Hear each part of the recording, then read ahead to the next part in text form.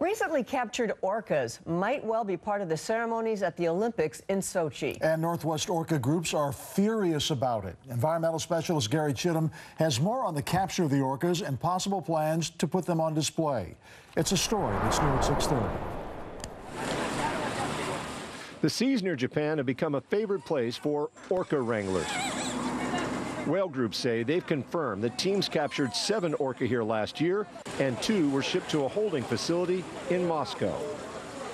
Our understanding was that this was a way station before they were shipped ultimately to Sochi. Sochi has a marine theme park that already puts dolphins and other sea mammals on display.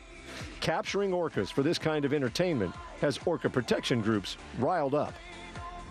It's a bit of a flashback to us. It feels like the 1950s or 60s again, where we look out there and we think, oh, there's thousands of those out there. Let's just round them up and do what we will with them.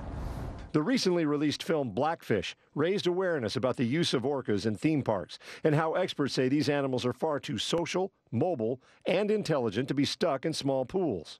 Orca captures are more controversial than ever. People around the world who love orcas have made a lot of noise about this, just on the rumor that we could have 2 orcas performing at the Olympics. Snatching orcas from their families in the wild to entertain people, regardless really of the venue, but perhaps especially at the Olympics, is absolutely shabby and quite contrary to what the Olympics stand for.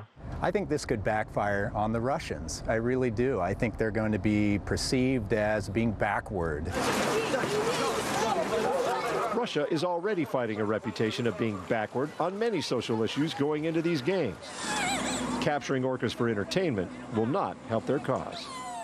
In Seattle, Gary Chittum, King 5 News.